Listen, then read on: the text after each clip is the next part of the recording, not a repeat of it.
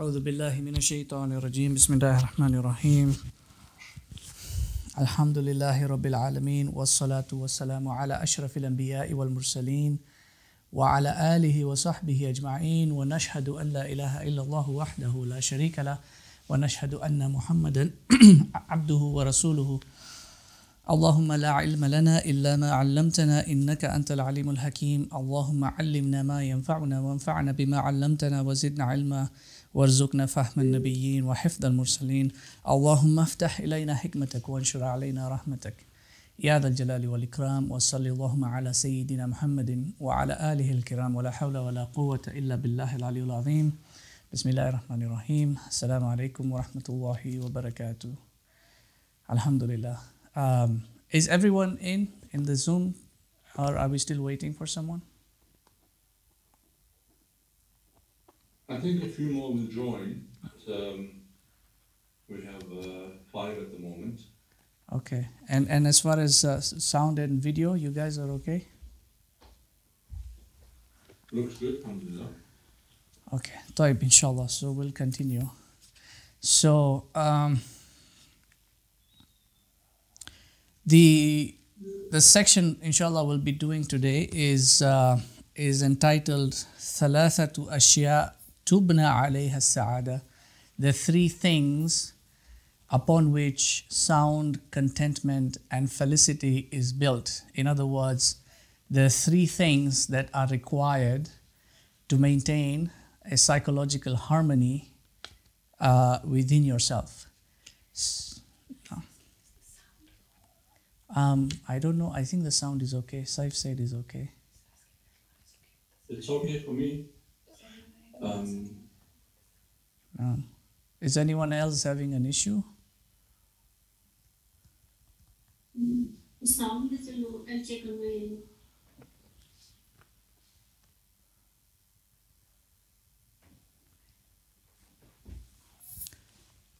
Okay.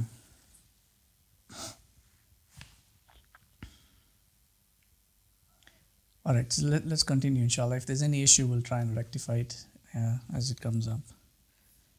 So, the 3 things upon which sound harmony is built, sound psychological states are built within you. 3 major components. And what happens when either of these components is out of proper place? What is the resultant of it? Now, in order to really understand this, before we do the section itself, I'm going to walk you through the concept of it from a macro cosmological scale into the micro individual scale. So just bear with me, because to understand this, Ghazali is not giving you all the details here. Kimya Sa'ada is an abridgment, a summarization of the Ihya Ulumuddin, in which you will find more details. So I'm going to try and walk you through these concepts because, as you see in the previous section, he gave you this allegory, and that allegory is a universal allegory. It's an allegory of governance, which if you look in the fitrah of which Allah subhanahu wa ta'ala has created everything, it can apply on all those levels, right? As Allah says, Fitrat Allah allati fatara nasa alayha. This is the nature with which Allah has originated everything. And thus it is also the same nature that Allah subhanahu wa ta'ala has originated the human being. And he says, La tabdila li khalqillah. There's no change in the creation of Allah. In other words, this is how He has set everything. And the human being is a cosmological reflection, has a cosmological reflection within him. So, there are 4 concepts that I will highlight for you.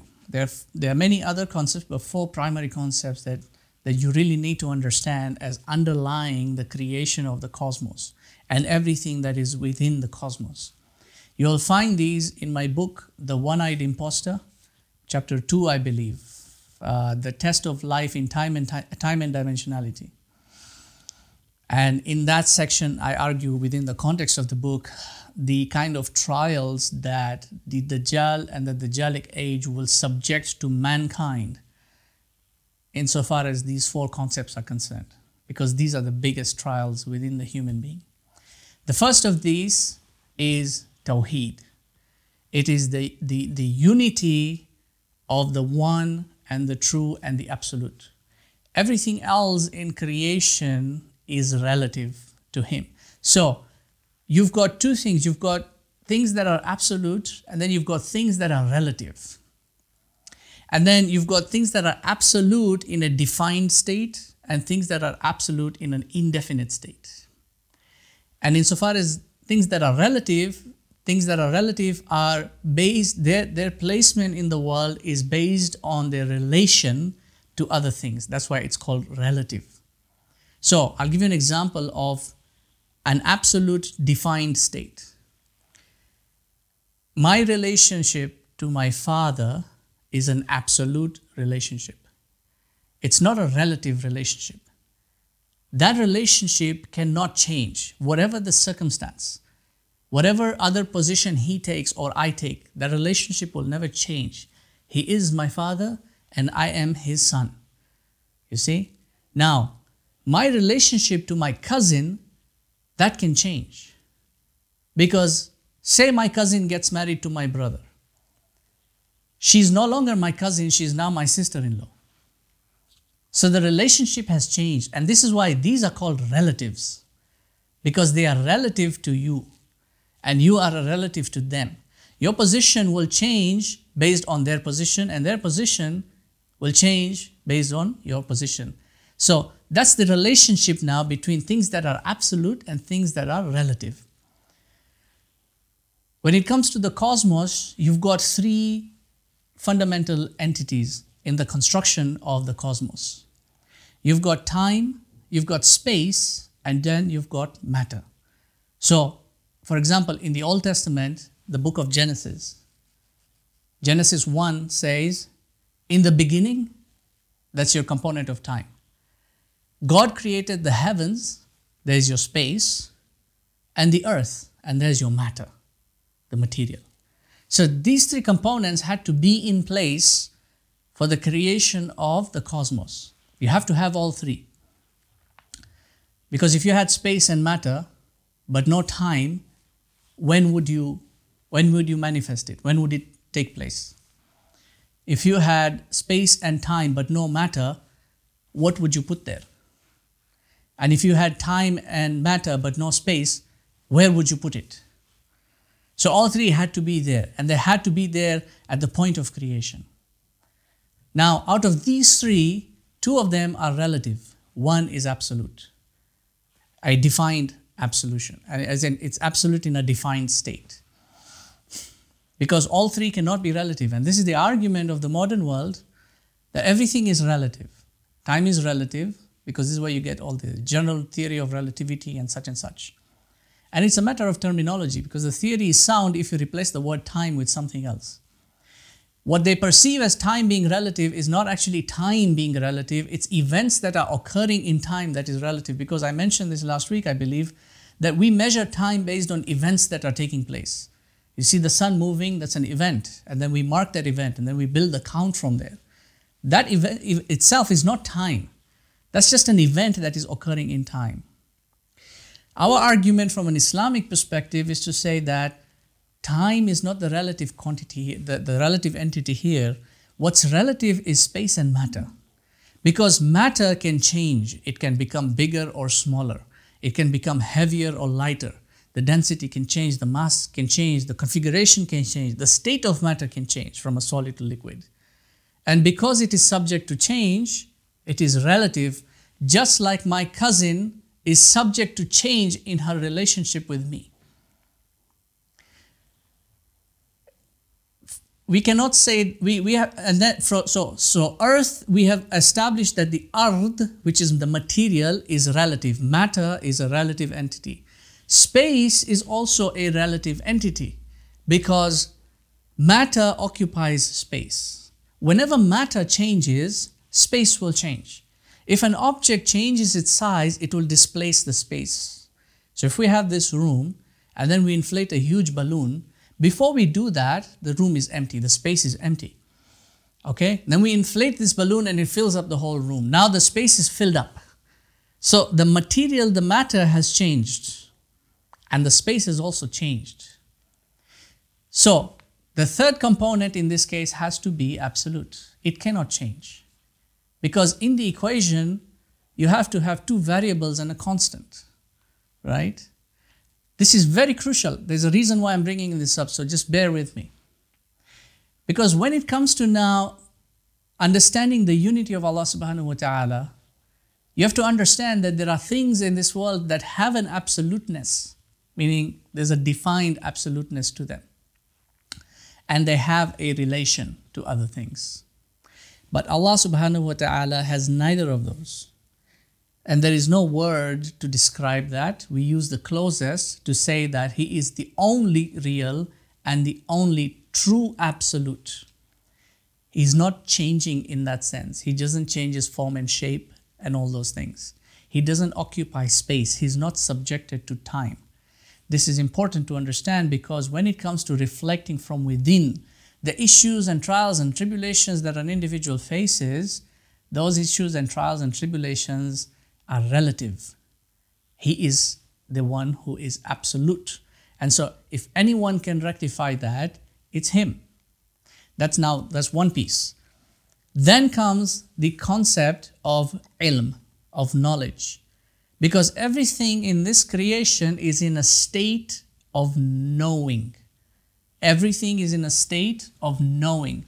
Because in every unfolding moment, God is revealing Himself to creation.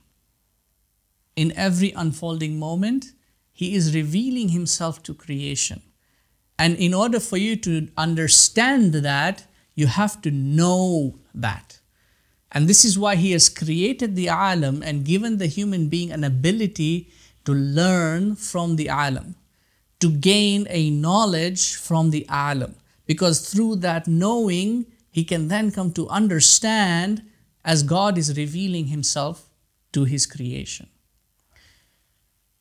The third component then comes in, and this is the component of governance, of khilafa. Not in the state political mundane sense, in the cosmological sense. Everything in creation is in a state of either governing or being governed. Either this thing is governing or is being governed. Means there are a set of laws and ordinances that Allah subhanahu wa ta'ala has put in place for all of creation to follow, willingly or unwillingly, by choice or without choice. This is again reflected in the internal. That's the allegory that Ghazali gave. The Ghazali's allegory is a universal allegory. Sound governance, that's the hierarchy, that's how it functions. Then comes the fourth piece now. The fourth piece is our focus today. And this is the concept of balance. Tawazun, concept of balance. Everything that Allah subhanahu wa ta'ala has created is in a state of balance. How does this balance work? It is not one-dimensional. It's got multiple dimensions. There is a balance insofar as matter is concerned, material balance. There is a balance insofar as material is concerned. So if you look in the social sense, some people have wealth, others don't have wealth. If you combine the two, it evens out. So in Islam, you give zakat, those who have give zakat to enable those who don't have, so that the balance is restored or the imbalance in wealth is eradicated, right? Then there is a spatial balance in terms of space. Some places are in one state, another place will be in a different state. So you have a rainforest here, you have a desert over here. You've got water there, you've got land here. You see? That's as far as material, that's as far as space is concerned. Then you've got a balance that's temporal, a balance in time.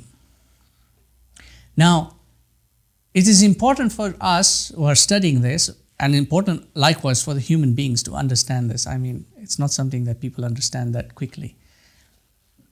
That the balance, when you put your faith now in Allah, because you are relative and everything He subjects you to, the trials and tribulations are relative, which means only He can resolve for you, because He is absolute. When He subjects this to you, it is important for you to understand that if the balance is to be restored, He will restore it materially, spatially, and temporally in terms of time. It's not just material compensation or spatial compensation or compensation in time, because this is the component that everyone misses out on, the time component. You see, somebody does an injustice to you, and yes, it is an injustice to you. The other person is the oppressor, the tyrant. You are the one who needs to be compensated, but you are hasty about it. You want justice now. You want how much was taken from you to be given back to you right now. You see, here, in this space, right now. But that's not the sunnah with which Allah subhanahu wa ta'ala deals. Because the reason why He subjects you to trial is so that it can purify you from within. That's what fitna is. Fitna is that which tests for impurity. So there's an impurity in you, and He is testing you or testing that impurity in you so that you can realize that impurity within you and rectify it. And the reason why He will not give you compensation immediately, what the Hindus like to call karma, right? The Hindus have this concept of karma, immediate recompensation. Sometimes it will happen immediately, sometimes it won't. The reason why it won't happen immediately is because He's giving you space now. He's giving you space in time to reflect on it. Because He's not going to change your condition until you change your own condition. He's not going to help you until you help yourself. Because you cannot change the behavior of other people. They have to change themselves. And He's not going to intervene unless you make the effort to change. When you realize what is it within you, even if the other person has committed this act on you, and he is at fault, what is it that is within you that is being tested? And the most profound example you can see is the example of the Prophet ﷺ, because the impurity that is being tested is tested against the forbearance of the individual.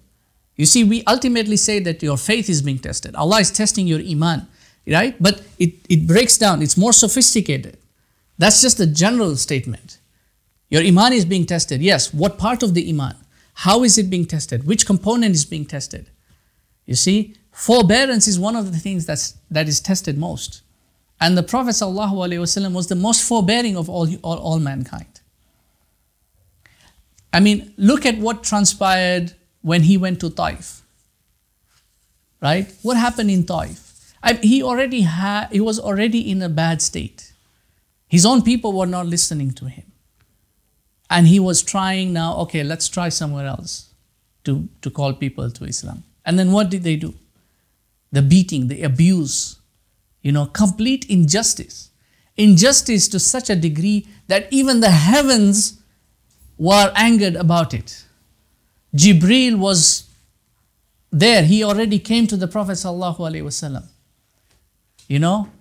Give the word. There's an angel behind the mountain. Give the word. He's going to bring the mountain down on the whole city. But what did the Prophet do? What did the Prophet do?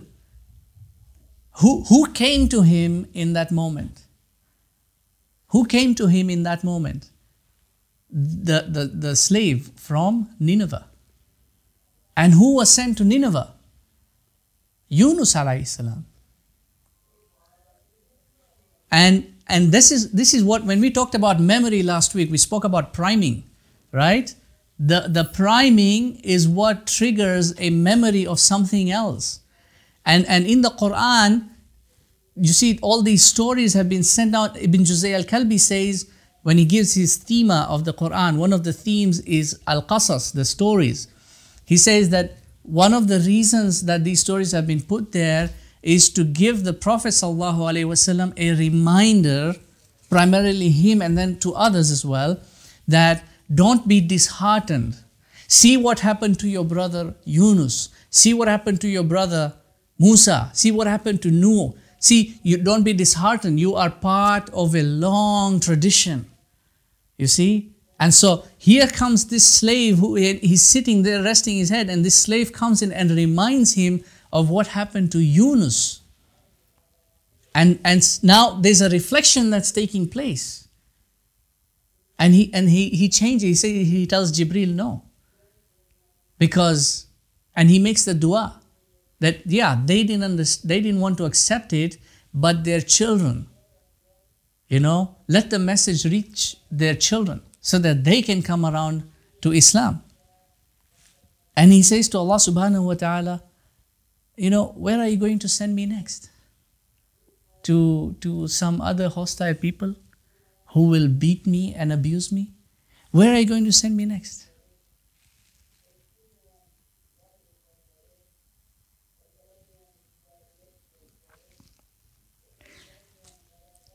إن لم يكن بك غضب علي فلا أبالي.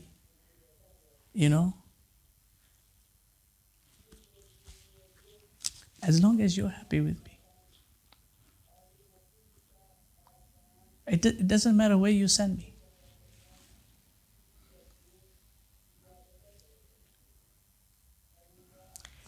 As long as you're pleased with me.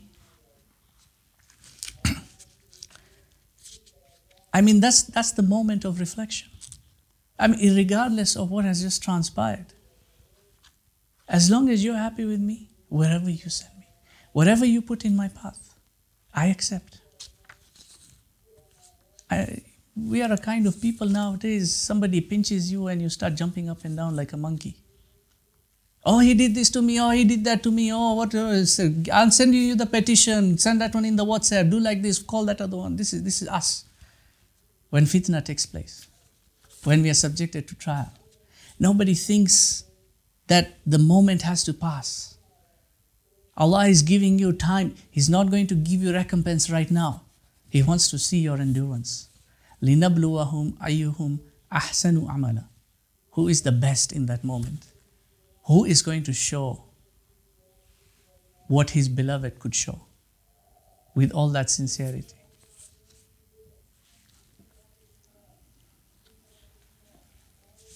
This is the thing. This is what I want you now to focus on as we go through this section.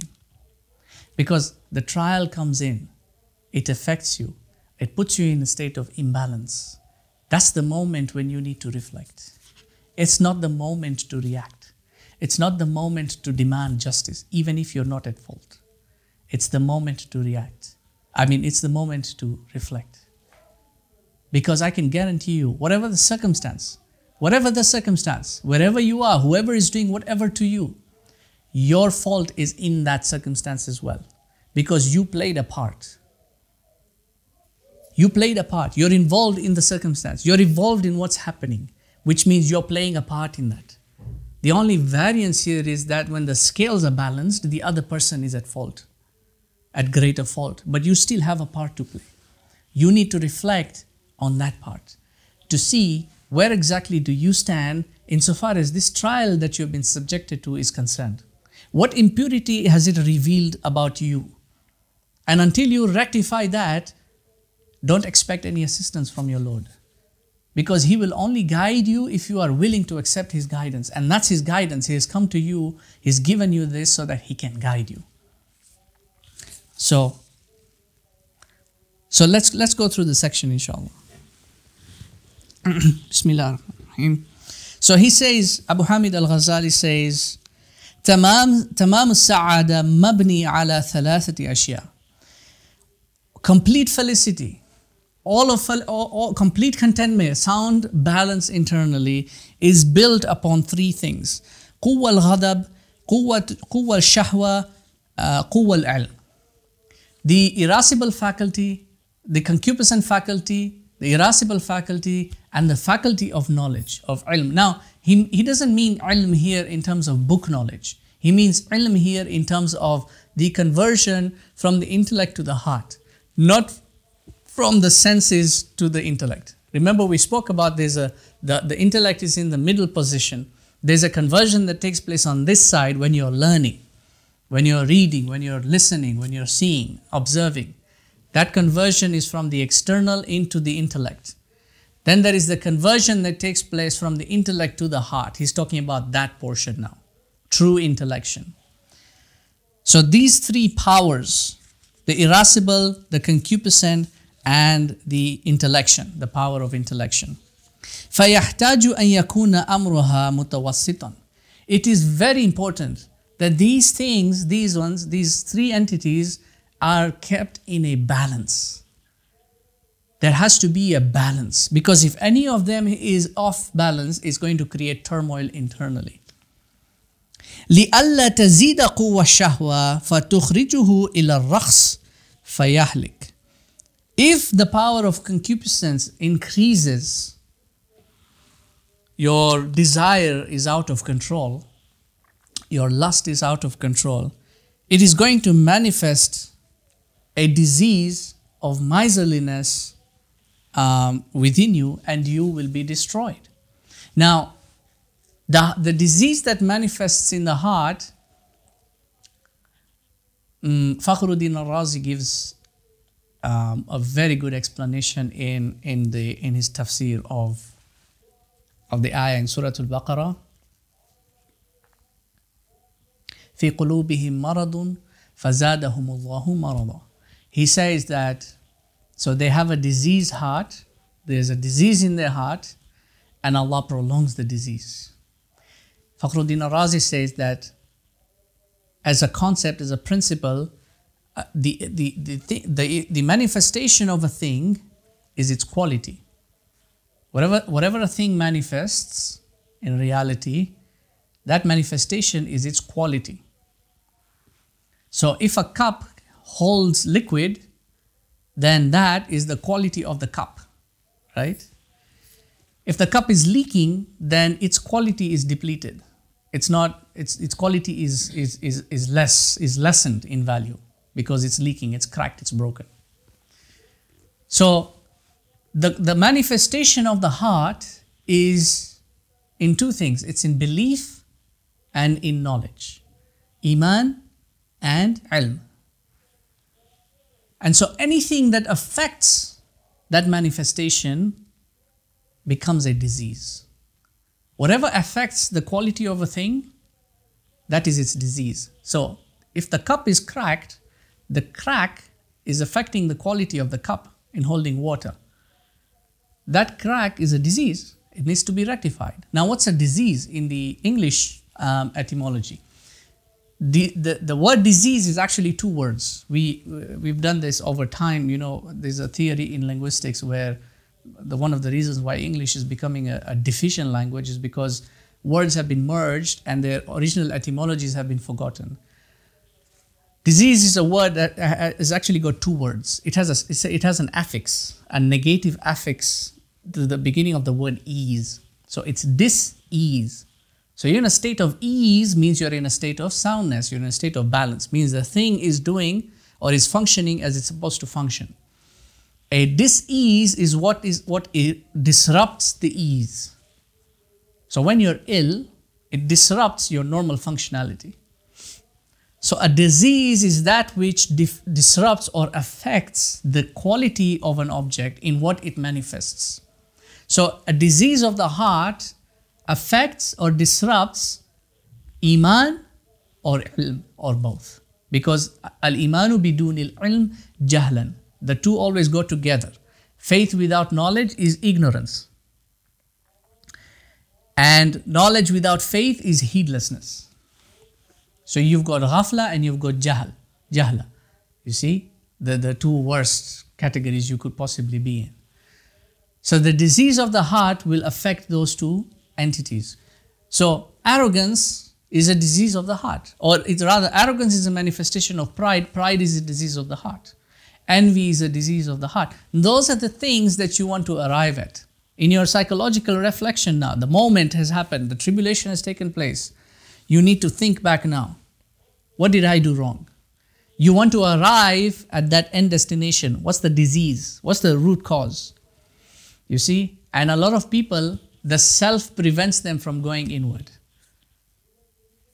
The self will prevent them from going inward to look into the heart, what it is that caused them this distress. What their role was, what their fault was. Because, people will actually admit to committing murder quicker than they will admit to having envy. People will sooner admit to murder than admit to having envy. AbuBilaal, me, envy him. I know my audience doesn't like laughing. I don't know why. Are my jokes that bad? You have my permission to laugh if that's the case. Even those who are on the Zoom, you can unmute and laugh. So I feel like my joke had an effect. Anyway.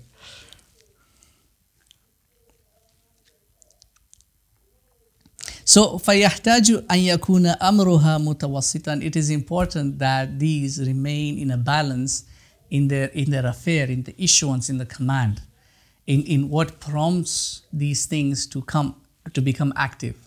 So an external factor will come in and prompt the ghadab to become active or the shahwa to become active, right? So like going back to the second chapter.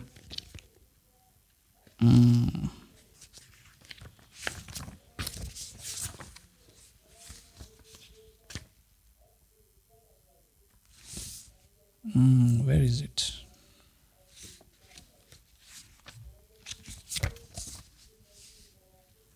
When he said, "Man arafa nafsahu faqad arafa rabbahu." Let's just do a quick recap on that so that we can move on from this one. He said, وَلَيْسَ شَيْءٌ أَقْرَبَ إِلَيْكَ مِن نَفْسِكَ فَإِذَا لَمْ تَعْرِفُ نَفْسَكَ فَكَيْفَ تَعْرِفُ رَبَّكَ فإن قلت إني أعرف نفسي فإنما تعرف الجسم الظاهر الذي هو اليد والرجل والرأس والجثة ولا تعرف ما في باطنك من الأمر. So, if you don't know yourself, how do you expect to know your Lord? And you say that I know myself, but you don't know yourself. You just know your hands and your legs and your feet and your head and your torso, your dislikes and your dislikes. I like coffee, I don't like this thing, I like that thing. I enjoy music, I enjoy movies. These are all your outward manifestation. It's not your inward reality. You don't know your inward reality insofar as when the command is issued from internal, the affair that has been prompted within you. Like, إِذَا غَضَبْتَ طَلَبَتَ الْخُصُومَةِ. You get angry and you want to argue. You want to debate. You want to fight back. You want to defend.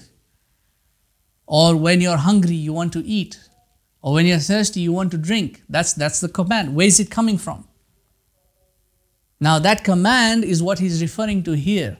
The issuances of these three faculties has to be balanced because the command needs to be there. You can't suppress it completely. You can't kill it off. You need them. You need these three faculties in order to maintain sound psychological states. فإذا توسطت القوتان أو تزيد قوة الغضب فتخرجه إلى الجموح فيهلك.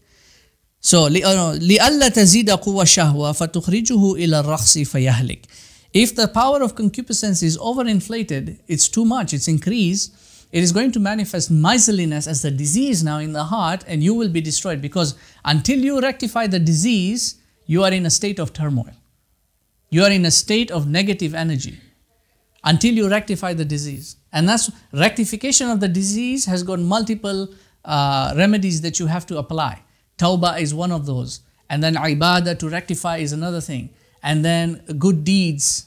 The Prophet ﷺ said good deeds will rectify your bad deeds. And then also, now trying to do the opposite of what that disease has manifested in you. So like in the past, you could go to somebody who is a spiritual healer and say, I'm having this problem, and I don't know what to do. It's causing me distress. The healer might say, oh, go and give sadaqah. Even though the two might be unrelated, completely unrelated. He might be saying, I'm having trouble finding a wife. Is there something wrong with me? Is something wrong with my face or whatever? Is something wrong with me? He'll say, go and give sadaqah. Like, what does that have to do with this? Well, it turns out he's not able to find someone because he keeps demonstrating this, me, myself, and I attitude, miserliness. And that's why he's the other person. And people are not dumb, they're not stupid, they can read these things. You see? So that's the healer will tell him, go and give sadaqah. Why? To break the disease of miserliness. And to do it constantly until the disease is completely eradicated. And how do you know that the disease is eradicated? You will see it in your dreams. Your dreams will change. Inshallah, we'll come to the section on dreams. I'm not going to get into that right now. We'll come to section on dreams and you'll understand how that works.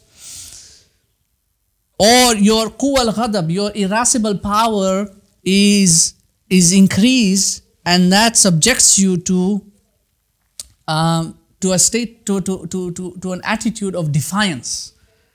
You become defiant now. You become arrogant. And that will also destroy you. فإذا توسطت القوتان بإشارة قوة العلم دل على طريق الهداية. If you balance these two faculties by the indication of the power of intellection, then this will lead you to the path of guidance. The only way to balance these two aspects is to involve the power of intellection, to put your administration and your defense force under the command of the Grand Vizier. So if there is a circumstance, hold yourself, take a step back and think it through before you act. Whether it is in defense, it is in argumentation, someone said something to you, something has happened, hold yourself back. Because we all go through this. Even the saintest of the saintest people. The Grand Mufti of Constantinople would go through this. Everyone goes through moments like this. You see, you need to hold it in that moment and think it through. There has to be a way to resolve that without conflict. There has to be a way of resolving that without indulgence. Whatever it is, hold and give your intellect a chance. Give it a moment to figure out what needs to be done. And he's not just talking about intellect in this case, he's talking about intellection. He's referring to ilm. The more knowledge you have, the better your chance and ability to figure out what you need to do. Because knowledge endows you with wisdom. Imam Ali said, knowledge endows you with wisdom. Wisdom is how you execute the knowledge. You may have the knowledge but not know how to execute it. Because you're not actually intellecting, your intellect is not been given a chance by yourself to execute its power. وَكَذَلِكَ الْغَضَبُ إِذَا زَادَ سَهَلَ عَلَيْهِ الضَّرْبُ وَالْقَتْلُ. And likewise, if the irascible faculty, it increases, it will facilitate conflict and violence and hostility. Once the circumstance happens, if you don't regulate it in that moment and allow it to manifest, then it goes out of control. What we say in speech, oh, I lost my temper, I lost my cool. Yeah, the lost, it means that you are not in control. It's not an excuse. I lost my temper is not an excuse. It's actually a blame.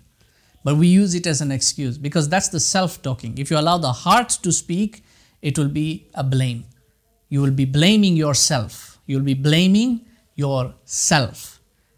I shouldn't have done that. I shouldn't have lost my temper. وَإِذَا نَقَصَ.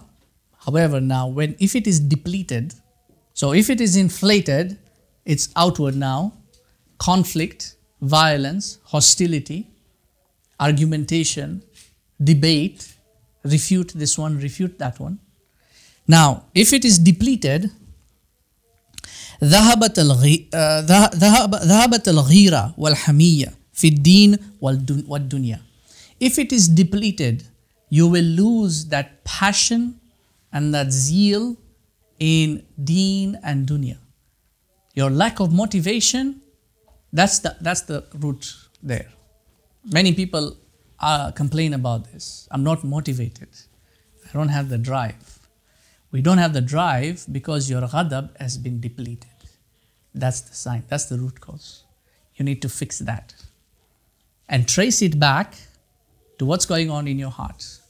Because the reason why it is depleted is because your intellect is not in its right place. And the reason why the intellect is not in its right place is because the heart is not in the right place. Meaning in terms of governance. Doesn't mean you're a bad person. It just means in terms of your internal governance, you've not built that hierarchy that we talked about. وَإِذَا تَوَسَّطَ كَانَ الصَّبْرُ وَالشَّجَاعَةُ وَالْحِكْمَةُ. If it is balanced, the irascible faculty, if it is balanced, it will manifest patience. Now, it will manifest patience, bravery, and hikmah. Because hikmah is the opposite of foolhardiness. To have wisdom, a wise person is the opposite of a fool, right? So executing something or doing something with wisdom is the opposite of doing something with foolhardiness. You see, fools rush in, the wise hold back. So when it is balanced, it will now manifest in this, because this is its quality, its prime quality. This is where it gets to shine. Bravery and courage and drive and passion and wisdom in actions, in deen and in dunya. That's the ghadab. When it is overly, we'll come to the diagram inshallah in a bit. When it is overly inflated, it's damage, carnage. When it is depleted, there is no drive. The person is down, completely depressed, no motivation to do anything, even in religious matters. But when it is balanced, you will find bravery and courage and these type of things. As for the shahwa, وَكَذَا shahwa, and likewise for the shahwa, إِذَا زَادَتْ كَانَ الْفِسْقِ وَالْفُجُورِ. If it is inflated and increased, too excited, it is going to manifest profligacy and immorality. And this will lead you to fasad. That's in Surah Al-Baqarah, Allah subhanahu wa ta'ala, when He spoke about the Khalifa, that's what the angels highlighted, these two things, because that's the worst outcome now. The fasad and the sifq, right? So the ghadab overly inflated is ultimately going to cause bloodshed through conflict and hostility. And the shahwa overly inflated is going to lead to profligacy and immorality, and the resultant will be corruption. So how does that corruption work? For example, corruption in the land, for instance, is because of overconsumption. You see, they keep cutting down trees and forests and this and that and all these things to put up other things like shopping malls, and this is all desire. This is all shahwa. You know, they want all these things. The movie theaters, and we want to have fun. We want a theme park, and we want this, and so that we can entertain ourselves. These are all qualities of the shahwa. وَإِن نَقَصَتْ, if it is depleted, كَانَ الْعِجْزُ وَالْفُطُورِ. It is going to lead to inability and lethargy.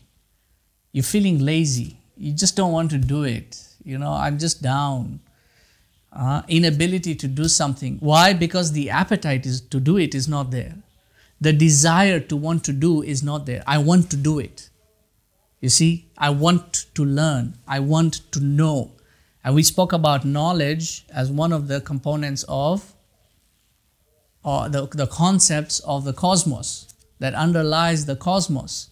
Aristotle begins his book on metaphysics by saying, all men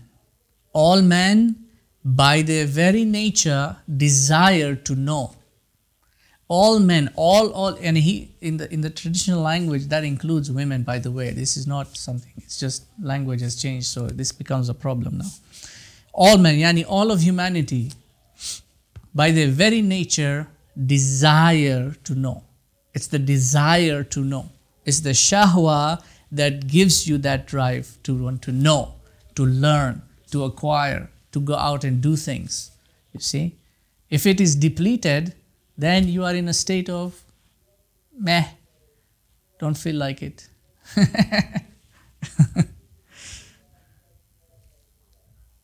إن توسطت كان العفة والقناعة وأمثال ذلك. If it is mediated, if it is balanced, it will lead to chastity and moderation and other such examples. Abstinence. The biggest thing about the month of abstinence, of fasting, is regulation of the shahwa, chastity. You see, that's the biggest challenge. If it is balanced, it will enable you to be moderate in your consumption. It will enable you to have enough drive and passion to do things. It's not going to lead you off balance to just now you lose it completely. Then the self takes, you see, that's the volition of the self now. These two are part of the self. The self will take over then. Let's bring up the diagram and that will help explain a little bit more. Yeah. Okay, so go to the next one. We know this one. Go next one. Yes, there we go. Now, so you can see there now, you have your concupiscence, your irascibility, and your intelligence, your aql, your ghadab, your shahwa. Now, and then down below, you've got the pig, the dog, the demon. Not in this section, inshallah, in the section after that. Yes. He's going to talk about the pig and the dog and the demon, and then on this side you can see the sheikh or the sage. And we'll see if we can get to that today. We have some time remaining. So there you go. So if you see, when you are balanced, you have these four entities here in one line. You've got sabr, patience, courage, wisdom, and justice. These are known as ummahatul fada'il, or what's known in Christian tradition as the cardinal virtues, the four cardinal virtues. You've got justice, you've got wisdom, you've got courage, and you've got patience. And these are the four. If you want to evaluate a good leader, a true leader, these four are the things you look out for in them. So you look at Nabi Dawood, for example. Why was he given khilafah? Ya Dawood, inna ja'alnaka khalifatan fil ard, fahkum bayna nas bil haqq. Fahkum, hikmah, to establish what? Adala, justice. Bil haqq, with truth. And he says then, this is how you do the stars, the connection of the stars in the Quran, right? The ayat are placed as stars. So you do the connection now. You go to Surah Al-Asr. إِلَّا الَّذِينَ آمَنُوا وَعَمِلُوا الصَّالِحَاتِ وَتَوَاسَوْا بِالْحَقِّ وَتَوَاسَوْا بِالصَّبْرِ. Because enjoyment of truth goes hand in hand with patience. You need to have patience, and that's that temporal time. Don't expect compensation immediately.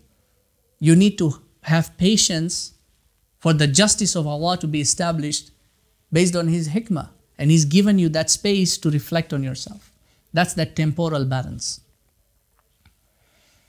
If it is inflated, the concupiscence leads to profligacy, fisq. I would encourage you to do your study on this word. This word is a very interesting word. You will get, from this one word, you will get all these ideologies that are related to the liberal mindset, the liberative mindset, all these things. All these now left wing, what they're calling left wing, right? Now you've got left wing and right wing. So you've got those who are free and secular, and then you've got conservative. Conservative is bad according to them. Free and secular, that's good, because they are profligates themselves. That's why they're spreading that ideology, and it is the ideology of Iblis. right? فَفَسَقَ عَنْ أَمْرِ رَبِّي in Surah Al-Kahf. Why? I've always asked why that ayah is in Surah Al-Kahf. Right in smack in the middle of Surah Al-Kahf. The same ayah repeated from Surah Al-Baqarah, but then the words are changed there. And he specifies it there. Kana min al-jinn. He's from the jinn. He refused to prostrate. He's from the jinn. فَفَسَقَ عَنْ أَمْرِ رَبِّي. You see? That fisq there, that profligacy, that's a disease manifesting from the heart. And when it is depleted, the person is lethargic. It's just lazy. Sloth is one of the diseases. You've got the seven deadly sins. In Christian tradition, you've got the 7 deadly sins. Pride, gluttony, envy, sloth. I'm spacing out. Somebody help me. But that falls under envy. Anger or wrath. And then there's 2 more. Anyway, whoever's there, they can maybe look it up, post it or something. I think there's someone has posted in the chat. I'm spacing out. Sloth, you can open the box. Did you mention greed? Greed, yes. Thank you, Saif. Greed. Those are the seven deadly sins. Sloth is one of those deadly sins. And if you look at people nowadays, oh man, you'll be surprised. You know, people are like sloths. They're either incredibly hyperactive in their pursuit of dunya, or they're completely depleted. They just want to relax, just lie down. You know, we talked about vacation last week. What does vacation really mean? It's to go and vacate yourself of the dunyawi so you can fill yourself. You know, you've got what's known as kana yatahannathu. You see, when the Prophet went up into the mountain, what was he doing there? He was trying to empty himself. He was vacating himself in preparation. Now, obviously, he didn't know at that time, but in preparation for what was to come, he wanted to fill himself with something more than just the mundane affairs, you know, the decadence of the Quraysh at that time. You see? But now people go on vacation and they want to sit back and sip whatever it is, the drinks that they sip on, and enjoy the sun and have whatever. It's luxury for them. This is slothfulness, right? And so if the ghadab now on this side, if it is overly inflated, you see, you keep coming out now. You think you're defending yourself, but you're not defending the truth. I get all these people who keep sending me emails telling me, oh, you're this and you're that, or, you know, we have to defend the deen. You're not defending the deen. You're defending yourself because you lost the argument. A lot of these people who are, if you have to defend the deen, you're not defending, you're defending yourself. Because you're arguing out over a point that you don't even know what the point is. You don't know how to argue. You don't know how to debate. You don't know how to reason. It is just coming out. It's just raw anger and wrath that is coming out. And it leads ultimately to defiance. You defy now the ultimate truth. You won't accept it. This is why Iblis was defiant. Abba was takbara. Abba was takbara. He defied the command of his Lord. You see? And because he was arrogant, arrogance prevents you from seeing the truth. So defiance now traces its root back to arrogance, which traces its root back to pride and envy. The disease is pride and envy. And then it manifests into the soul as arrogance, and then it comes out as defiance. And then when it is depleted now, that's where you get your insecurities. Your fear, you're afraid, you don't have the courage, you don't have, you're timid now in this case. Someone is, giving it to you, but you can't take it. And this will affect you on the inward now. So an overinflation of any of these 3 will manifest externally. A depletion of any of these 3 will manifest internally. They will destroy you internally first, and then they will manifest externally. And the reverse is true. The overinflation of them will manifest externally first, and then the fallback will be internal. You understand what I'm saying? You guys understand that? If whatever is inflamed will manifest externally first, the damage will be external, the fallback will be internal. Whatever is depleted, the manifestation will be internal first, and then the fallback will be external. So if your ghadab is depleted, you lose the passion and the zeal. Internally, you fall into a state of depression or insecurity or anxiety, and then you don't have the drive to do what you need to do in your affairs of deen or of dunya. And with the intellect now, an overinflation is going to be things like deceit, plotting and planning, strategizing, thinking about this, thinking about that. A lot of people go through this process of this thinking, and they don't realize that, you see, because the mind works on logic and it delights in these things, the intellect. No, you can. The intellect works on these things and it delights on these things. This is why people, they really enjoy politics.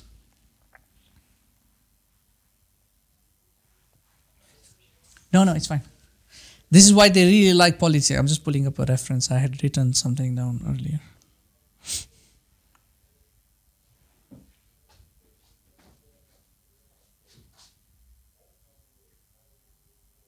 Yeah, you see, the deceit, because that's the realm of politics, right? It's lying and backstabbing and this way and that way. The manipulation of truth, manipulation of facts. You see, lying and cheating is not a lack of intelligence. It's actually highly activated intelligence. Because to construct a lie, you have to really think out what the truth is, first of all, in order to twist it. So these are people, so you'll find people who are, they're very well balanced in terms of maybe their ghadab or their shahwa, right? They don't show like they're miserly or they're greedy or any such thing. But they'll be sitting there and plotting and planning and thinking about this, thinking about that, politics here, politics there, whether it's general politics, family politics, workplace, but they love all these things because the mind delights in it. And the problem with that is because the mind works on logic. But as an axiom, we say that logic can be sound but not necessarily true. So you can build the logic and it makes sense to them internally, but it doesn't lead them to the truth because it is based on a false assumption. This is what Ibn Taymiyyah, his refutation on logic, I mean, I don't agree with the whole thing, and many ulama don't really favor his refutation per se because he ended up throwing up the baby with the bathwater.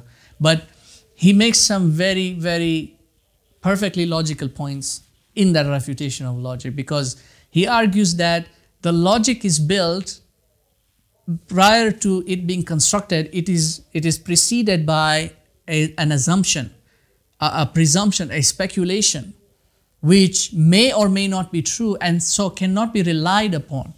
Because if the starting point is wrong, the equation can be correct, but the conclusion will be wrong or its interpretation will be wrong, right? And this is why these people will sit and they will think about things, and because they are unable to arrive at the truth, it doesn't resolve itself internally because the fitrah opposes it. See, the fitrah recognizes the balance. The fitrah recognizes the ilm, the true understanding. The fitrah recognizes the tawheed and the proper governance. And so while the intellect is working on this level, trying to resolve something, the fitrah is opposing that. The fitrah is telling the individual, something is not right here. Yeah, the logic makes sense, but then it just doesn't fit. You can't come to a resolution about it. And so such people will often continually try to bring this subject up again, whether with themselves internally or in discussion with others, they'll keep bringing it up. I don't understand. Why did they do this? I don't understand. What does it... You see, they'll keep doing this to bring that subject or that topic back into discussion every time they get an opportunity. Why? Because they're not able to resolve it internally. And it will also manifest in their dreams, because one of the things about the dreams of the self is that the self is attempting to heal itself. When the intellect has got an unresolved issue, the self tries to heal it if it was not able to resolve it during the wakeful state. We'll come to that section, inshallah. And this is why you find the example in the Quran. Allah subhanahu wa ta'ala says in Surah Al-Muddathir, إِنَّهُ فَكَّرَ وَقَدَّرَ. You see, he thought, and then he deliberated, and then, he figured it out this way, and then he destroyed himself. فَقُتِلَ كَيْفَ قَدَّرَ. See how he destroyed himself? ثُمَّ قُتِلَ كَيْفَ قَدَّرَ. And he continued to destroy himself because he keeps bringing up the same thing again. You keep bringing it up again and again. And for what reason? In a majority of cases, that thing does not even concern you. It doesn't concern you. This is why the Prophet said, "Min husni islamil mar'i tarkuhu ma la ya'nihi." Don't concern yourself with things that do not concern you. From your beauty from the beauty of your submission to your Lord is to leave what does not concern you. But people will pick things that don't concern them. Or they have begun with the wrong assumption, a misconception, a misunderstanding, and they are not able to resolve it. Instead of trying to go back and admit fault that I picked the wrong thing, I shouldn't have gotten involved, or I didn't understand. You see, you have a conflict with somebody, instead of going back and resolving it with that person, to say, you said this and this, could you, clarify it because I didn't understand what you said or something. I felt bad, I felt hurt with what you said. Is that what you meant?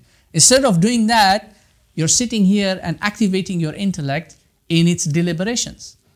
So what happens then? ثُمَّ قُتِلَ كَيْفَ قَدَّرَ. You just keep on destroying yourself. This is why he says, فِي قُلُوبِهِمْ مَرَضٌ فَزَادَهُمُ اللَّهُ مَرَضًا. This is the disease in their heart. Allah lets it prolong. Because He is not going to intervene and rectify your disease for you. He's not going to change the condition of a people until they change their own condition. And if you don't make an effort to change your own condition, the disease prolongs. ثُمَّ قُتِلَ كَيْفَ قَدَّرَ. But here's the thing. They will turn back around and say and reconsider. ثُمَّ نَظَرَ. Then he's going to observe again and look and think it out again. Could it be? Maybe it's because of something I said. Is it possible? Now, this can fall one of two ways. Either he will take the right path or he'll falter back. If his heart is diseased, he will falter back. ثُمَّ عَبَسَ وَبَصَرَ. He'll frown and then he scowls and say, no, I don't think so. It's not me, it's that other person. ثُمَّ أَدْبَرَ وَاسْتَكْبَرَ. Arrogance is going to manifest. Arrogance will manifest. He will turn away from that and he's going to become, no. Me? Envy of him? Subhanallah. A'udhu billah. No. Because people will sooner admit to murder than admit to a disease in themselves. Something wrong with me? No. It's him. He did like that. She said like this. She did like that. So you continue destroying yourself. This is your intellect going on and on and on, and you don't even know where you've arrived at. This is why it is equatable to the demon. This is a demonic quality. These are where the shayateen come from, minal ins, from humankind. When it is depleted, then you have jahl. You have ignorance. Because you're heedless, you don't know, and you don't know that you don't know. You are ignorant of your own ignorance. That's the worst category you can be under. Because you're not using the aql. You're not using the intellect. The intellect is al-misbah. It's the lamp which is within you. If you don't ignite the lamp, you will be sitting in darkness. You will be sitting in the darkness of ignorance. If all these are manifested in terms of their balance, then you will be considered the wise sage, the sheikh. Because you will establish sound governance within you, adala, and that will be reflected externally. You can stop sharing that now. How much time? 1 hour?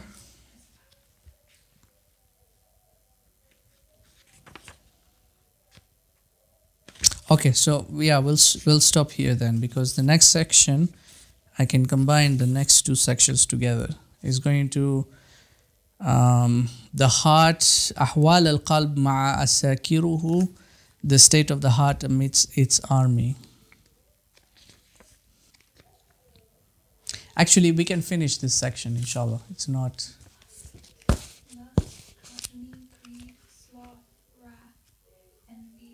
Yes, those are the seven sins, 7 deadly sins. Which is interesting because in Christian demonology, each of those is a prince of hell. I mean, it's just the terminology that's different, but there's an associated demon to each of those manifestations. So likewise, any individual human being who manifests this internally to become a shaitani individual will be of the likeness of the demonic quality of lust and gluttony or greed, pride, envy, anger, wrath. Anger and wrath is the same, and sloth. So yeah, we can do the next section really quickly, inshallah. So faslu ahwal al-qalb ma'a asakiruhu.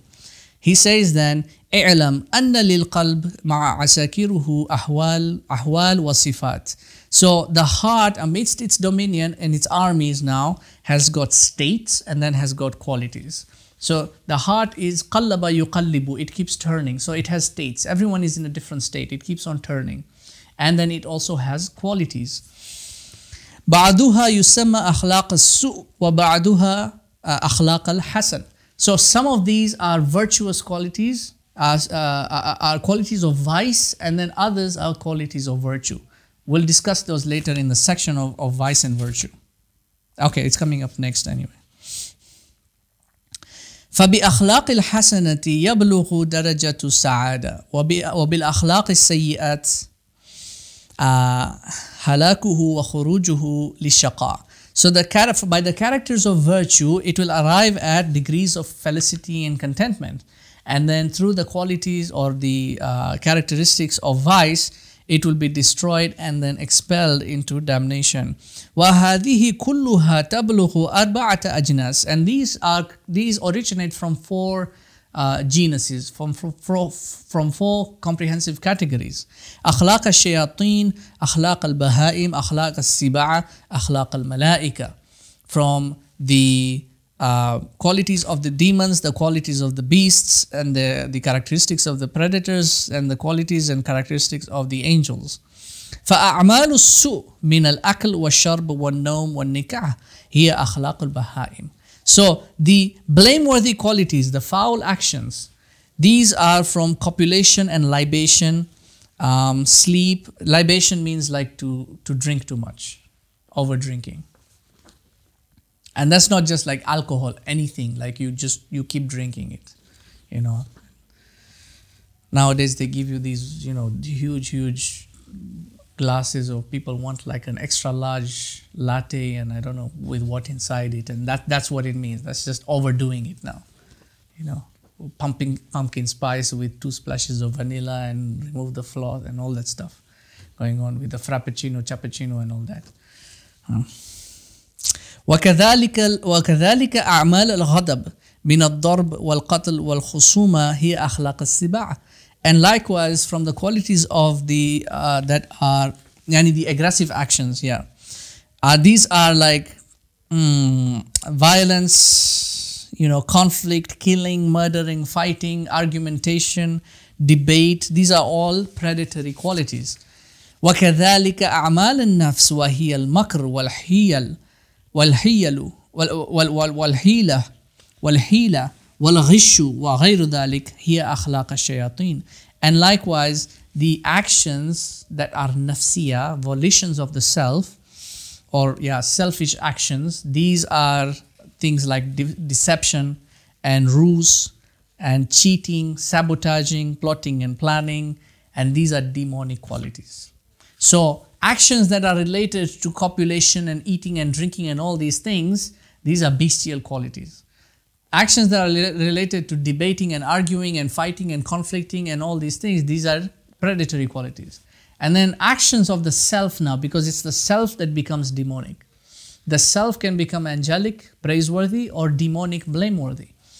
In its plotting and plotting and strategizing and these kind of things, these are from the qualities of the demons. وَكَذَلِكَ أَعْمَالَ الْعَقْلِ Now for the intellective actions, things that the intellect does, التي هي الرحمة والعلم والخير. Which is very interesting. He's talking about these three things, because if you look in Surah Al-Kahf, and when Allah subhanahu wa ta'ala talks about his abd, he mentions first rahmah and then he says ilm. We gave him from us rahmah and then we gave him from us ilm. And then when the companions of the cave, when they are seeking assistance from Allah, they first ask for his rahmah and then they ask for his guidance. And these are the qualities of intellection. It's not just book knowledge, like you have a PhD, so now I know everything there is to know about everything. Because without rahmah, that knowledge cannot be executed with true wisdom. And without khair, that knowledge cannot be executed with any purpose. Because the knowledge to be executed, it has to manifest righteousness. It has to do good. Hiya akhlaq al-malaika. These are angelic qualities. Then he says, faslu al-akhlaq al-hasana wa akhlaq al-qabiha. On the qualities of virtue and the qualities of vice. وَعْلَمْ أَنَّ فِي جِلْدِ ابْنِ آدَمْ أَرْبَعَةَ أَشْيَاء. From the very shell of the son of Adam, there are four things: al-kalb, wal-khinzir, wal-shaytan, wal-malak.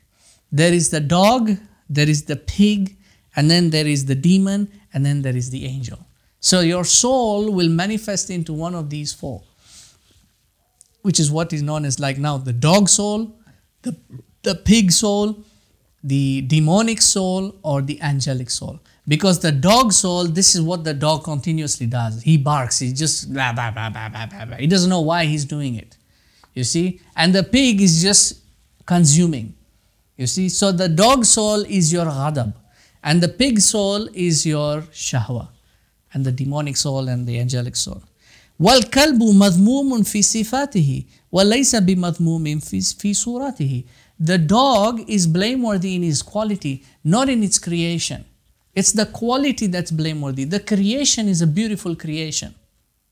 You see, the same thing goes for al-ard. When the angel said, أَتَجْعَلُ فِيهَا مَنْ يُفْسِدُ فِيهَا وَيَسْفِكُ الدِّمَاء, they are not referring to the creation itself. Because the earthly realm is a beautiful creation. You look at all the beauty and majesty that Allah has created, the stars, the planet, mountains, the trees, everything. But it is blameworthy in its quality, because this is the nature of the earthly domain. Likewise, the dog is not blameworthy in its creation, it's blameworthy in its quality. That quality which is a reactive quality. See, as soon as the dog senses something in its vicinity, it immediately gets, tense and active and up, and it's ready to attack. That's the ghadab now. وَكَذَلِكَ الشَّيْطَانُ وَالْمَلَائِكَةُ ذَمُّهُمْ وَمَدْحُهُمْ فِي صِفَاتِهِمْ وَلَيْسَ ذَلِكَ فِي صُورِهِمْ وَخَلَقِهِمْ. And likewise the shaitan and the malaika, they are not blameworthy and praiseworthy in their forms, in their created forms. Rather, they are blameworthy in their qualities. وَكَذَلِكَ الْخِنْزِيرُ مَذْمُومٌ فِي صِفَاتِهِ وَلَيْسَ بِمَذْمُومٍ فِي خِلْقَتِهِ. And likewise for the pig, is not blameworthy in its created form, because it is a creation of Allah. It is blameworthy in its attributes, in its qualities, in the things that it does. It's one of the reasons why the ulama, when they were looking for ways to expand on the understanding of the prohibition of consumption of the pig, is because of its qualities. The way it consumes is equally harmful when its flesh is consumed. And this is one of the arguments from Reform Judaism, part of this whole Dajjalic agenda of establishing the law, the renewed law of the Torah in the land of Israel, by which their king, the Messiah, is going to rule. the false Messiah is going to rule by. But obviously they don't like the Old Testament themselves. They don't like the testament that was given to them by Moses, through Moses by Allah. They don't want that, so they reform it. And one of the prohibitions that is expanded from that is the consumption of the pig. It's always been a prohibition in all of humanity from the very beginning. Because, and this is why the ulama try to understand, to derive a reasoning from it. But part of Reform Judaism is to now look and see, oh, you see, it was prohibited because, the pig was impure and because of what it was being fed.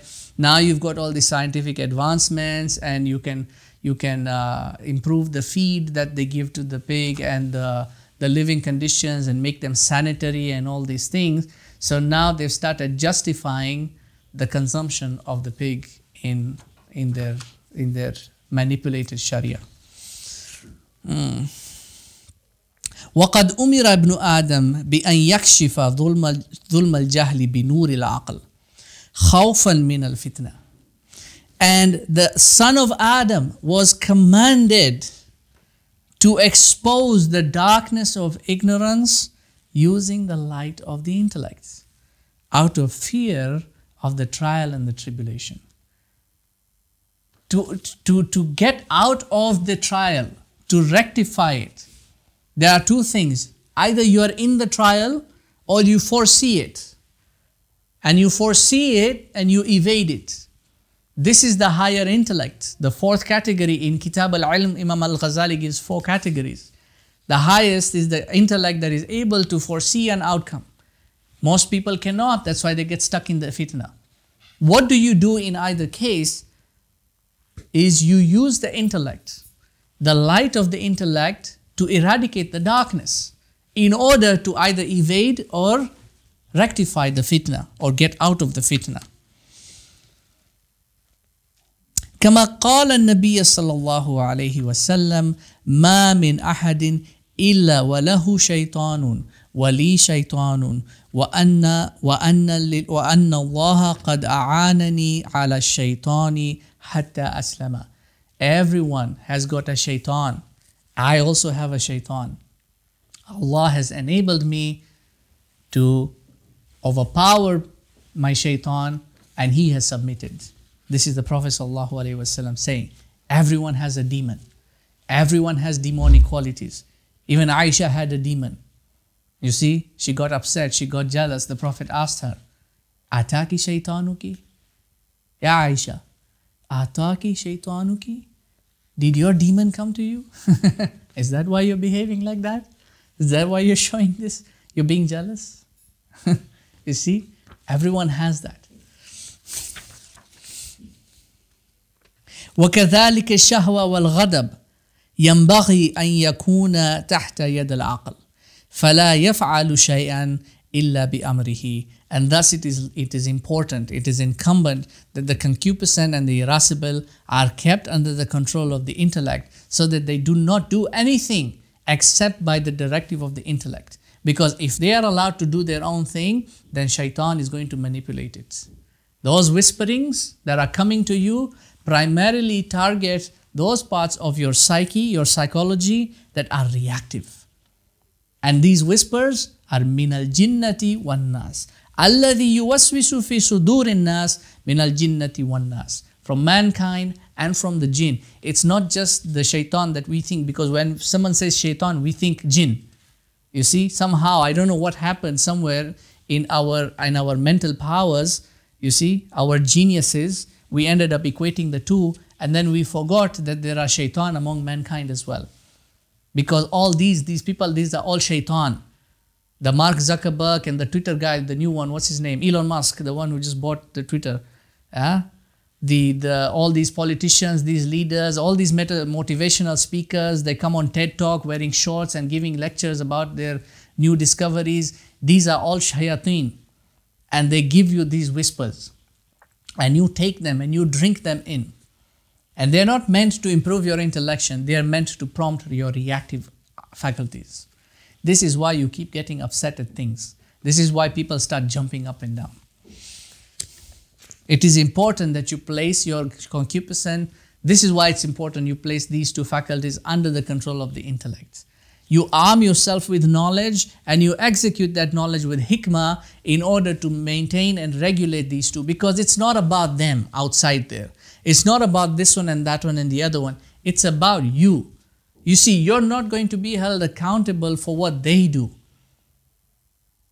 You're going to be held accountable for what you do. يَوْمَ لَا تَمْلِكُ نَفْسٌ لِنَفْسٍ شَيْئًا. That day, when you're going to be resurrected, no soul is going to come to the assistance of any other soul. It's you alone who is accountable. So you need to focus here. You need to be selfish in that regard and work towards rectifying yourself. فَإِنْ فَعَلَ ذَلِكَ صَحَّ لَهُ حُسْنُ الْأَخْلَاقِ. If he does this, if you do that, this is going to manifest within you virtuous qualities. وَهِيَ صِفَاتُ الْمَلَائِكَةِ.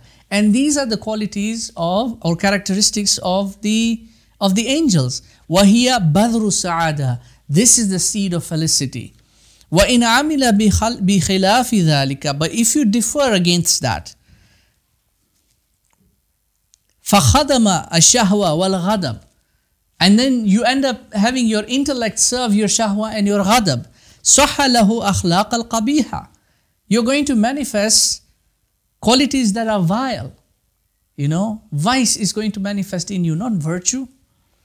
وَهِيَ صِفَاتُ الشَّيَاطِينَ. Because that's what the shayateen then manifest. It's the shahwa and the ghadab. This is what they're going to prompt. The demons now, min al-jinnati wan-nas, will prompt this in you in order to prompt this reaction out of you. And so that your concupiscence and your ghadab override your intellect. And then what manifests after that? You become like them. And this is their agenda. Worldwide agenda is to do what? To make everyone like them. They have a certain ideology. They want to turn you into them. If you want the hierarchy behind that, it goes all the way to the mastermind himself, to the Dajjal. And who is the Dajjal? What is he? Other than a husk that only exhibits the nature of the worldly husk, because he's only a material being. He doesn't have an essence. He's a jasad. And a jasad is a lifeless body. Doesn't have a spirit, doesn't have intellection. All it manifests is what the beasts and the predators manifest in this world. And he wants to make everyone like him. So the ideology will transcend that ladder and through all the channels that are in place to make you like them. And this is what I got upset about last week, about the putting your child in front of the device. You're turning your child into them as well. So it's not only you who is there, even your children are doing that. And if that's the upbringing you're giving your children, they'll do the same thing to their children. And then the cycle goes on. وَهِيَ صِفَاتُ الشَّيَاطِينَ. And these are the qualities of the demons. وَهِيَ بَذْرُ الشَّقَاءِ. And this is the seed of damnation. فَيَتَبَيَّنَ لَهُ فِي نَوْمِهِ كَأَنَّهَا قَائِمٌ مشدود الوسط يخدم القلب والخنزير. It will then become distinguished to him in his sleep.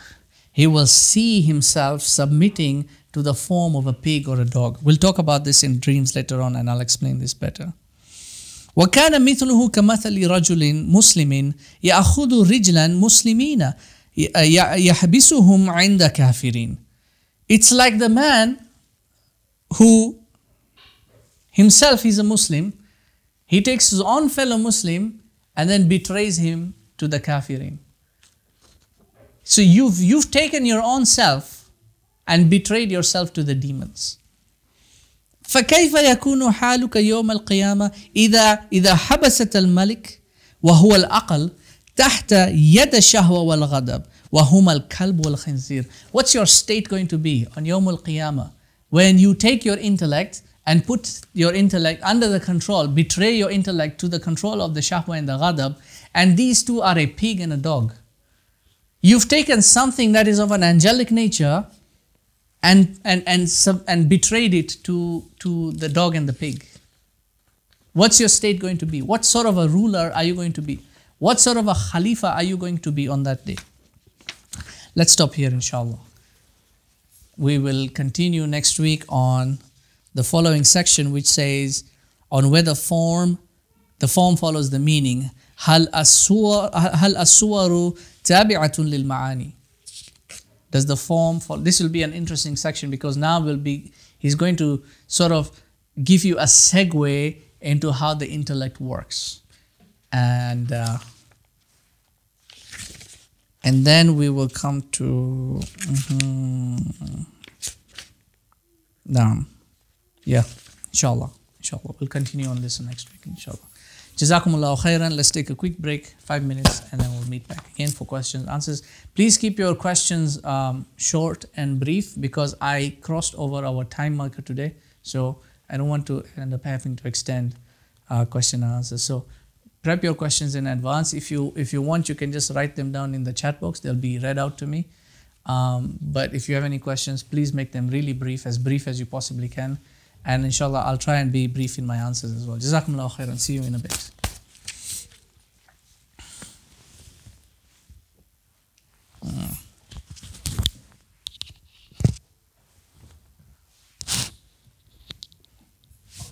But now, Bismillahir Rahmanir Rahim. Alhamdulillahi Rabbil Alameen. Inshallah. Now let's present. What? Yeah, it's on. It's good. Now, anyone questions? Discussion? Although not discussion maybe today because we have limited time. Funny quote from today's class: wearing shorts and giving a lecture. Yeah, I saw. I watched a TED talk. The guy came on and he's wearing a t-shirt and shorts, and I was just amused by that. And he had a PhD in linguistics, and I was just amazed that you how you come on stage wearing something like that, giving a talk on linguistics. I mean, it's clear evidence that you don't really understand language because your external language is just as shabby as your internal language. Because if your internal language was sound, you would at least manifest it with dressing in a decent manner when you're coming out in front of people. Anyway. There's no one. Everyone is quiet today. Why is everyone? Is that a reference to the shamelessness? Yes.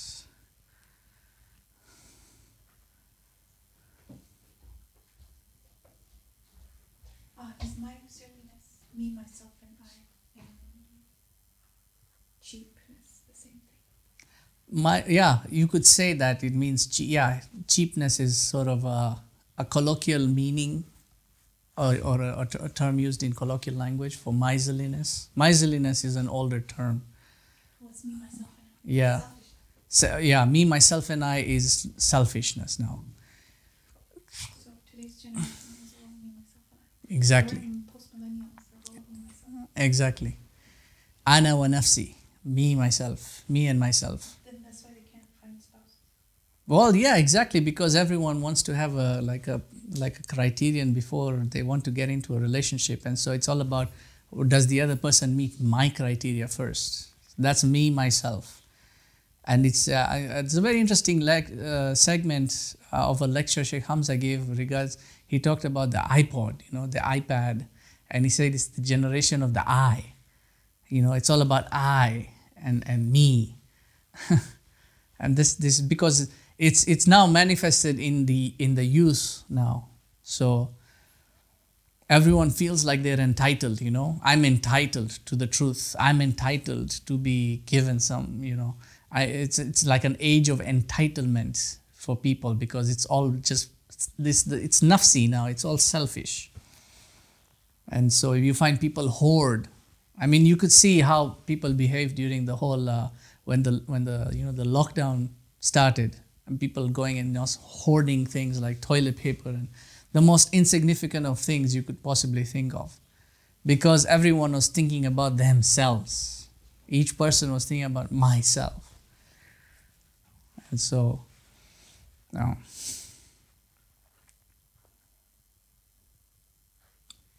Why is everyone quiet today? I'm surprised. Yes, go ahead.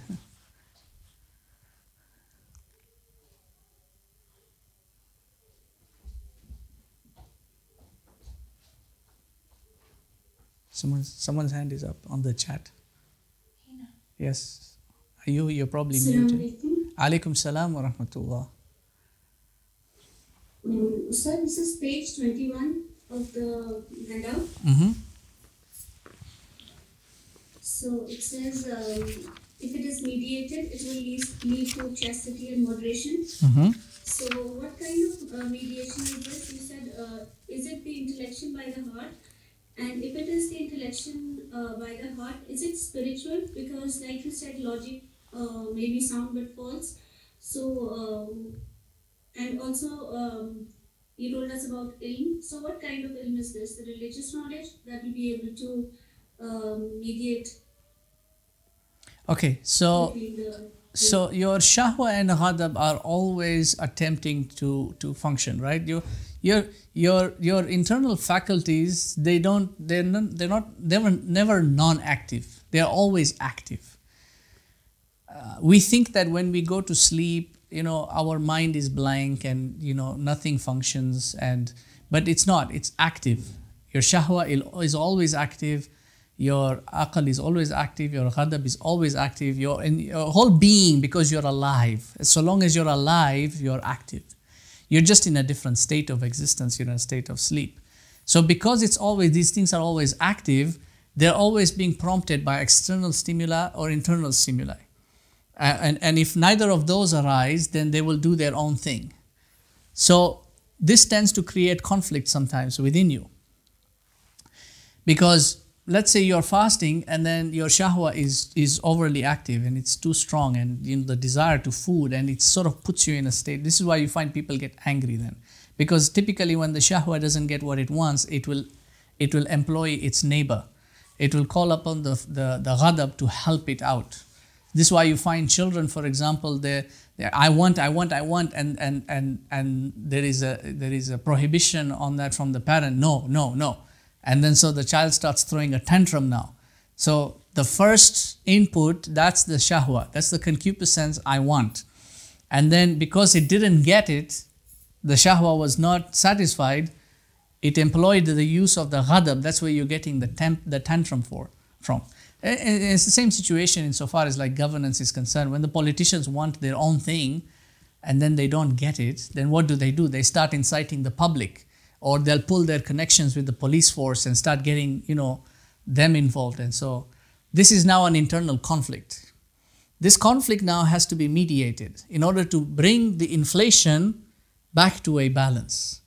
So the mediation now has to take place with the head of state, the king, the sultan, and the grand vizier, because as far as the sultan is concerned, the vizier is in charge of them, so he is accountable. So the mediation now has to take place between these three, whether it is or all the components that are involved in that.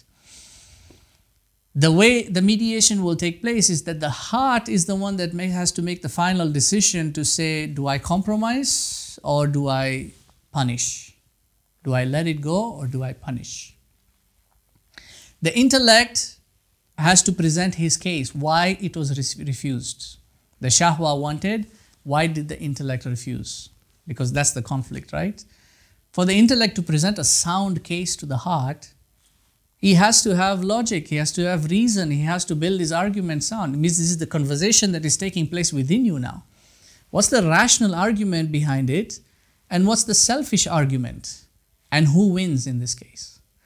If the intellect does not have a sound argument, he will lose the case in court. And this is how you see many of the cases that go to court, criminals, they'll get off on almost no charges sometimes, or reduced charges. Why? Because they have a very good lawyer, and that lawyer presents a better argument than the prosecutor's argument, or something of the sort.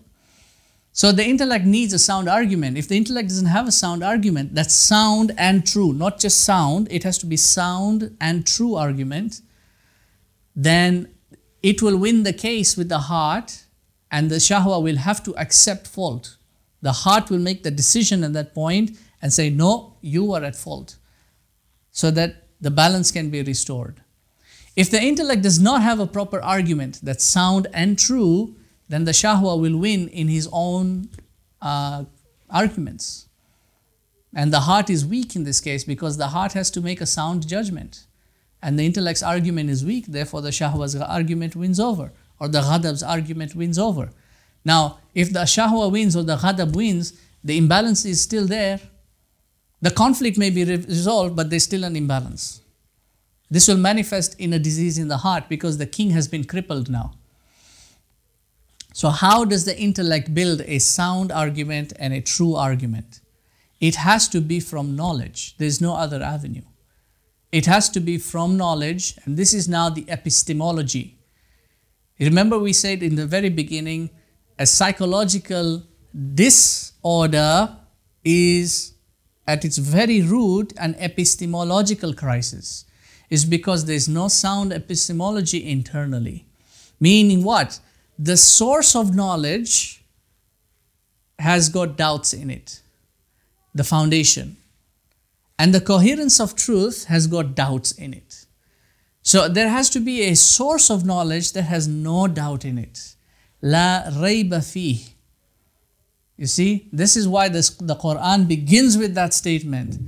ذَلِكَ الْكِتَابُ لَا رَيْبَ فِيهِ. There is no doubt in it, because it is absolute in its truth. If you derive the knowledge from there, then the intellect will be empowered.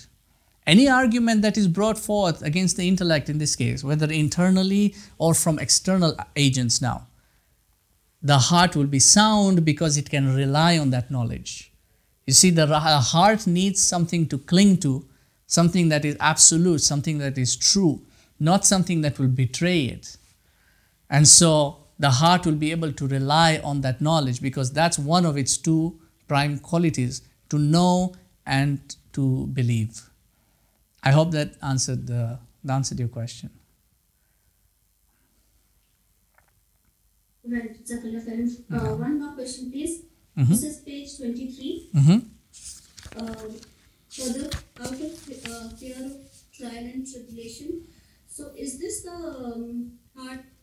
Is this kind of a pre-preparation for battle, for pre-preparation for the trials and tribulations that are going to come? So, if one intellects properly and exposes the darkness, so is this the darkness of the self, the characteristic, the wild characteristics of the self, of ignorance, with the light of the intellect? So, and out of fear, yes. So the fitna is not just the fitna, but any fitna. It's just that we are in an age now where we are actually encountering the fitna of the end. But fitna has always existed in the world. So prior people had their own capacity to deal with fitna at their ages, but now we are actually in a state whereby we are encountering a different kind of fitna, a much more pronounced fitna, an exponentially aggravated fitna. And it is all the more incumbent and important to prepare ourselves for that. Now what's interesting about this is, again, you have to go back to the four concepts that I talked about. You see, Tawheed, that's the primary. Allah subhanahu wa ta'ala regulates everything. He's the one who resolves it. So if He's allowed a fitna to take place, then with the tawazun, which is the balance of it, He has equally placed the weapons that you would use to counter that fitna. So as much fitna there is also a facilitation that you need, that is available to you to counter that. So in the past, to seek out knowledge to resolve the fitna was a much more difficult affair, right? You'd have to travel a long distance. Some people, all they knew was just Suratul Ikhlas, because that was as far as they could go in terms of gaining knowledge. And they dealt with the fitna of their time. It was balanced out, equal to equal. This is the external. Right. This This is now the external fitna that is happening. Now we're in an age of the Dajjal, which means fitna is much more pronounced. But likewise, if you think about it, the balance is always restored. So it's also easier to acquire knowledge. I mean, think about, we're talking right now, right? This whole technology and all that. It's got its fitna, but it's also facilitating an exchange of knowledge, right? So it sort of balances out itself in that way. But it's upon you to make the effort to seek out the knowledge and use it as a light to ward off the fitna. Now, and so far as the light is concerned, this is the light of the intellect needs to be ignited internally to ward off the darkness of ignorance. And these are used in analogy. So light is used as an analogy for knowledge because knowledge makes known what was unknown in the same way that light reveals what cannot be seen. Right? And then darkness is equated to ignorance because when you're ignorant, you can't see. You can't see spiritually because you're ignorant about something, you don't know it. You see? So that's the lamp of the intellect is supposed to be ignited to start warding off that light, that darkness. We'll come to Surah An-Nur, Ayat An-Nur, and you'll understand the lamp of the intellect better, inshallah. The shorts and the lecturing, was that a reference to shamelessness? Mm-hmm. Yeah, I already answered that. I already answered that. Can you comment on coffee and tawakkul? Coffee and tawakkul? That's what is written, coffee and tawakkul. It came up a couple of times.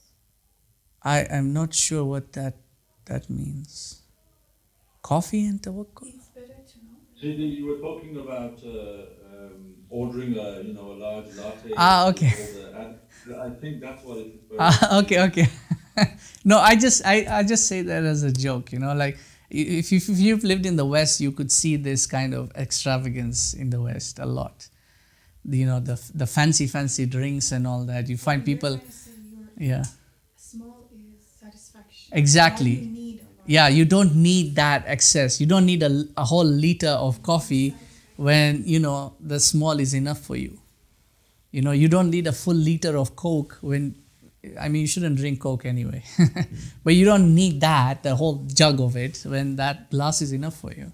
That's the extravagance of it. So, I was using that as just because I've seen this a lot in the West.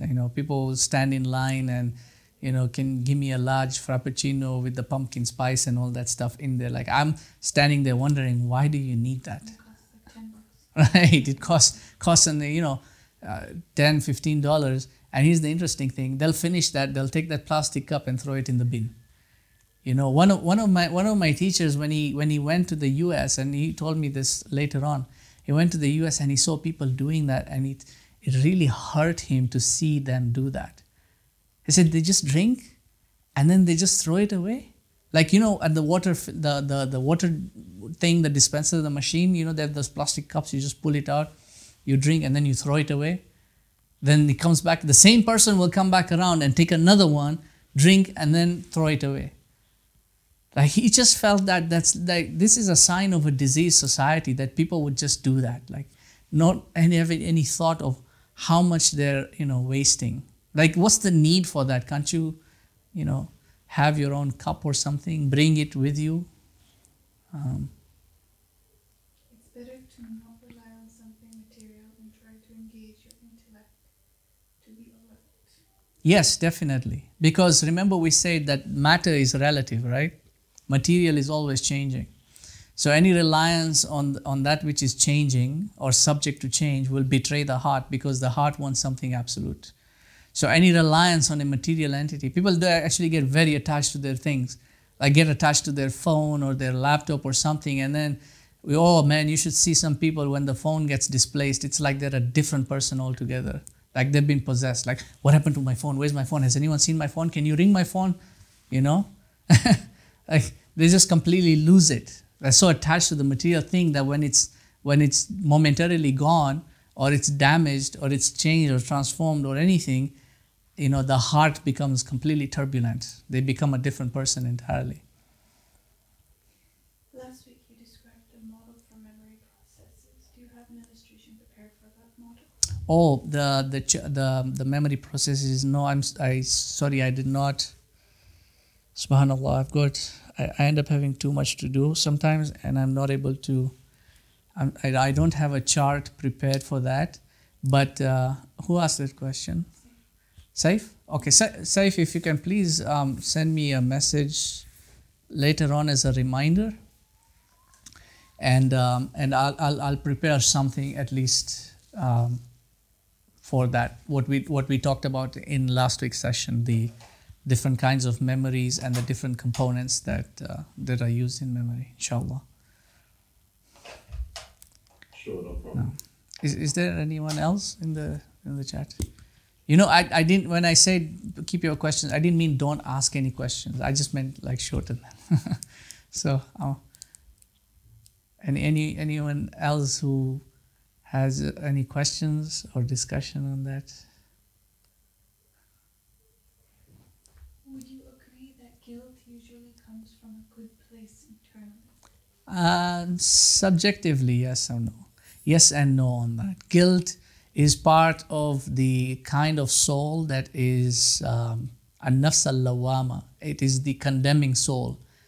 So, I mean, all these things there have been assembled in you, as Ghazali said in an earlier section. All these things, the qualities, the good, the bad, the vice, the virtue, they've all been assembled in you for the sake of facilitating your journey through this life.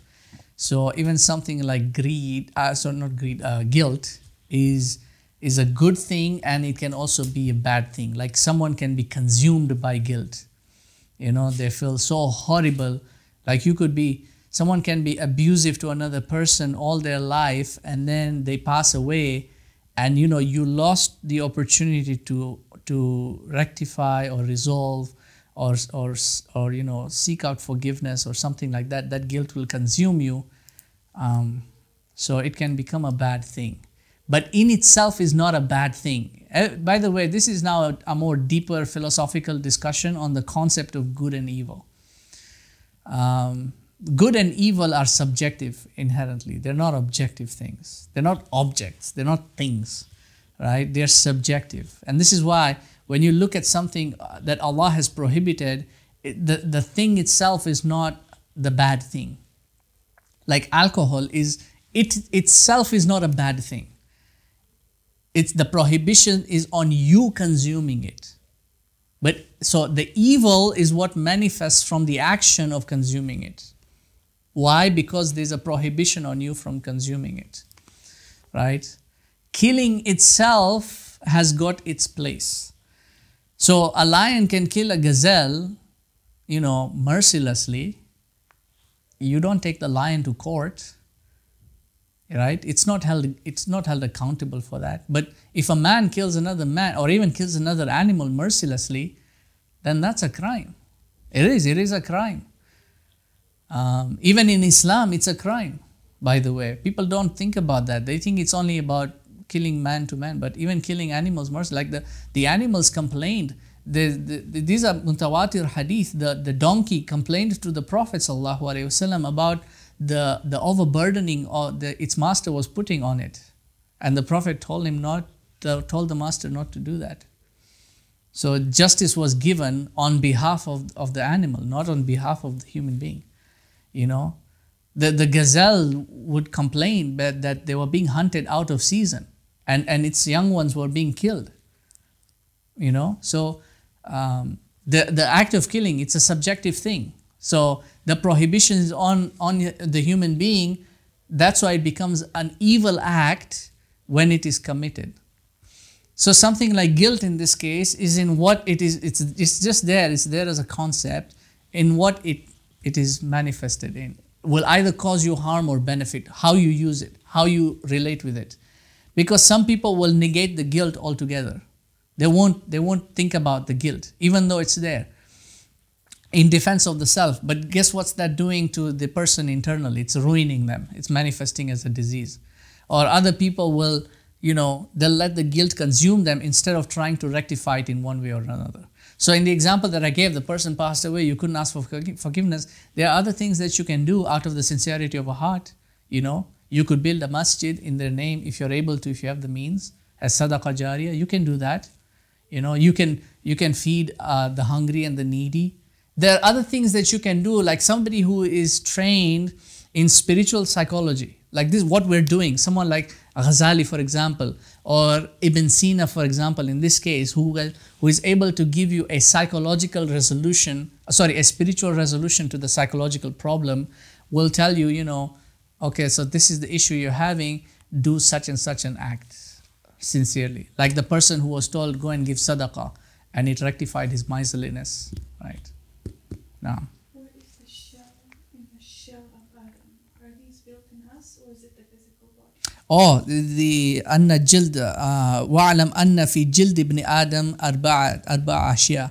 The jild is like the very, you could say like the fabric or the DNA of the human being. The very fundamental structure of the human being. I mean, I'm using loose terms over here, but you could say the very essence of the human being. The man of the, so it's referring to the physical body in the finest particulate of the physical body. In other words, all these qualities that he's talking about, وَاعْلَمْ أَنَّ فِي جِلْدِ ابْنِ آدَمْ أَرْبَعَةَ أَشْيَاء الْكَلْبَ الْخِنْزِيرَ الشَّيْطَانَ الْمَلَكِ. All these are there in you. They are built into you. And so whichever you manifest will change the form. So the next section, inshallah, will actually elaborate this further, because he argues about whether the form follows the meaning or the meaning follows the form. And in conclusion, he says that if you are going to take on the form of the pig, then you will be resurrected as such. In other words, whatever meaning you inhibit within you, that's the form you're eventually going to take on. So that's in your shell within you. These qualities are there. Whichever one you inhibit, that's ultimately what your becoming is going to be. See, you're in a state of becoming. Kun, be, you came into existence. Fayakun, now become. So now you're in a state of becoming. Right? And you're still, the process is not done. It's not complete yet. So long as you're alive, so long as you're breathing, you're still in a state of becoming. This is why even at the very last moment, you can switch. You could commit the acts. You'll find this hadith in Imam Nawawi's collection, Al-Arba'in. You could find the individual at the very cusp of his final breath is about to enter paradise, and then he does the action of those who are of the occupants of hellfire and ends up joining them. Or at the very cusp of his last breath, he's about to enter the hellfire, and he does the action or the deed of those of the people of paradise, and he goes in and joins them. So you're still in a process of becoming. The journey is not over yet. So whatever you manifest during this journey, the destination, that's what you're going to inhibit. So the qualities are already in you. It's upon you to decide what you want to be or who you want to become. Do you want to become bestial, predatory, demonic, or angelic?